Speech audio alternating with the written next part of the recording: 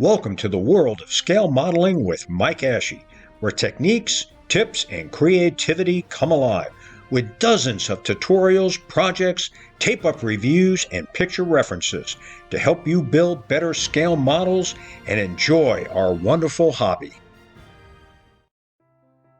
Hello everybody, and welcome to Part 2 of Building and Detailing the Hobby Boss 1 to 3/50th scale USS Alaska. The hangar door detail was missing and needed to be added. The first step was to remove the tiny raised lines.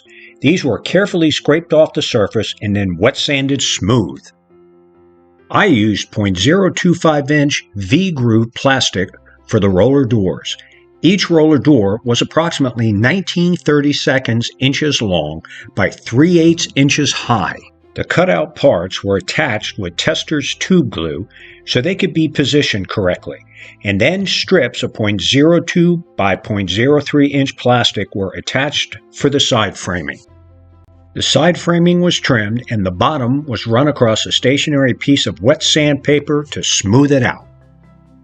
There is a very distinctive line between the lower straight superstructure part and the angled upper part.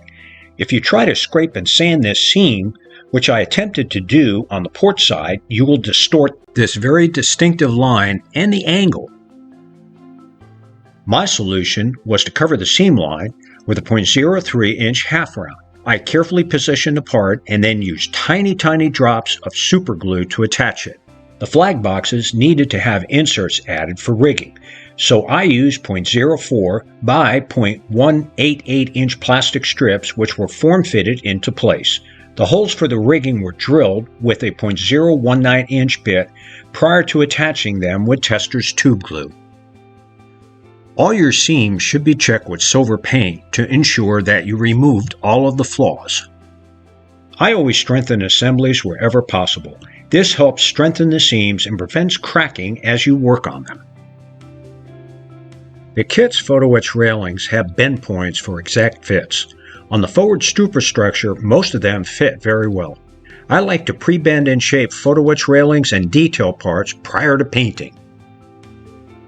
The kit photoetch vent boxes were shaped, and then the fold and seam lines were reinforced with tiny strips of plastic so that the parts would be strong. This makes handling them easier and prevents distortion of the parts. During the test fitting stage, I determined that these forward superstructure parts could be assembled and painted as one piece. Here are all the forward superstructure sub-assemblies. Once they're painted, they'll be glued together. Here, the forward superstructure is getting a final fit check of the parts and sub-assemblies. The forward and aft yard arms were reinforced with stiff 0.028-inch brass rod that had one side flattened by running it across a stationary piece of sandpaper. The plastic on the yard arms had holes drilled in them evenly spaced with a 0.016-inch drill bit for the signal flag rigging. The main mast positioning hole needed to be drilled out with a 0.07-inch bit so that the mast would sit correctly. The mast platform was attached with tester's tube glue and then positioned. The underside framing detail was then added. The aft underside photoetch fit okay. The forward one did not, so it was replaced with 0.019-inch brass rod and 0.02-inch plastic rod, which were form-fitted into place. The kit's photoetch yard arm was replaced with 0.019-inch brass rod. The kit's plastic mast support braces were also replaced with 0.019-inch brass rod. The photoetch armrests on the binocular stands were pre-positioned, and then tiny drops of white glue were applied. The armrests were adjusted, and then tiny drops of super glue were applied after the white glue dried. The aft superstructure tower seams had a bead of super glue applied along its entire length. The superglue was then carefully scraped smooth. The tower was wet sanded with a flexifile in order to restore the shape of the curve. The plastic was then polished with a very fine steel wool pad. The aft superstructure assembly had some challenging seam lines and some raised surface flaws caused by the slide molding. Carefully scrape off these flaws and then polish the surface where possible with very fine steel wool pads. Here are the surface flaws on the upper superstructure part. Here is the one surface flaw on the lower superstructure part. Bend the aft superstructure vent boxes into shape and then reinforce the seams with strips of plastic.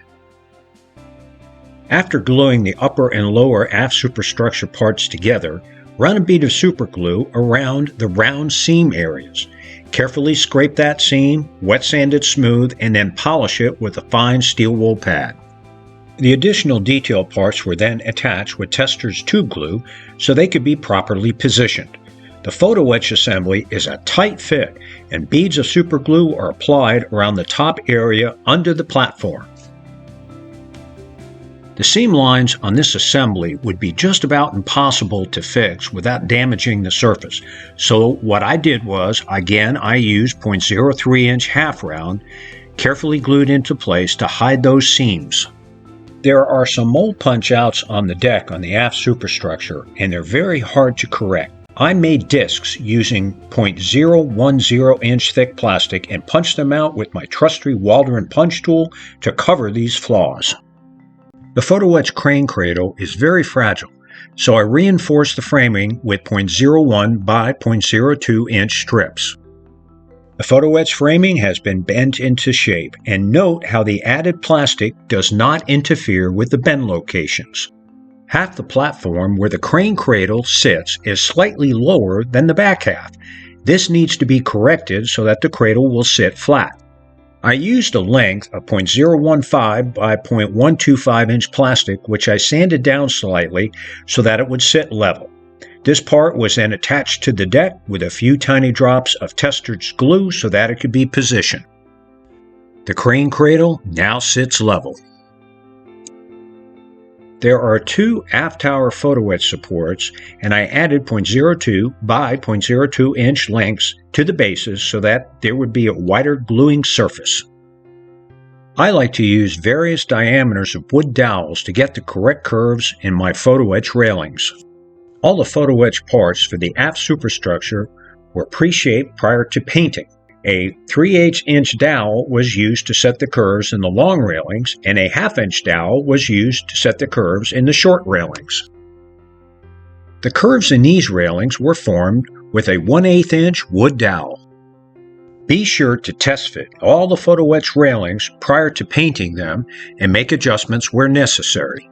One end of the photoetch vents on the aft 40mm platforms needed to be removed so they would fit correctly. All the photoetch vent boxes for the aft 40mm platforms were reinforced with tiny plastic strips. All these photoetch vents should be positioned and test fitted one last time prior to gluing them.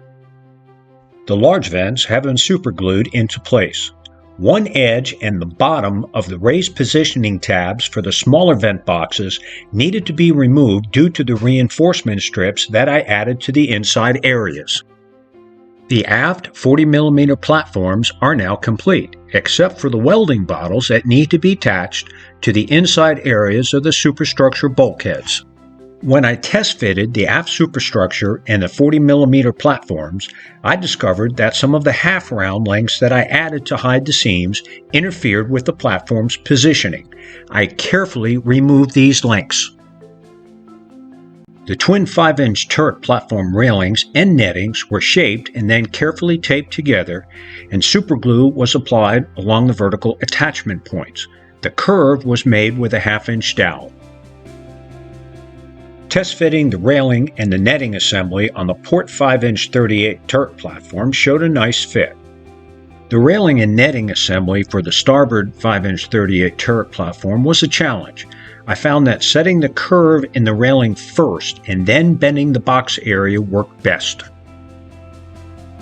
Test fitting the railing assembly on the starboard platform showed that the railing was too large. To solve this problem, I laminated a 0.02 by 0.02 inch strip along the edge of the platform to widen it. With the additional plastic added, the railing net fitting assembly for the starboard side fits much better.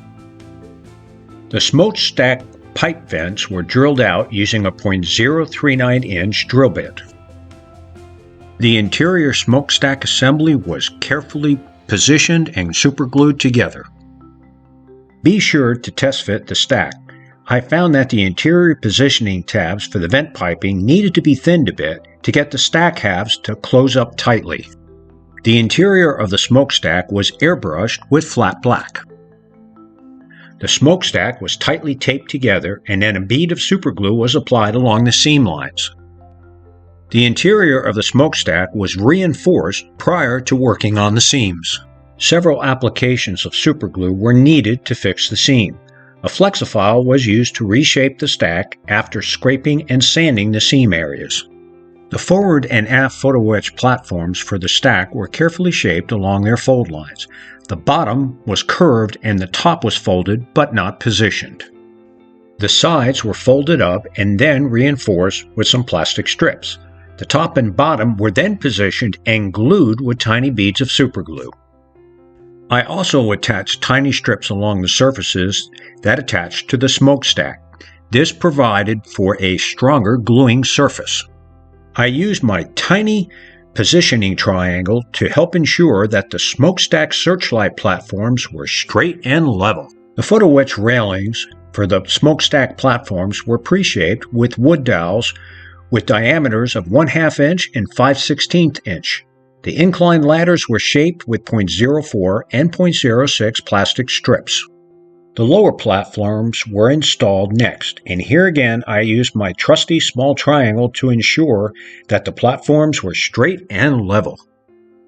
I then installed the large forward platform and used the positioning of the other two platforms to ensure that this curved platform was straight and level.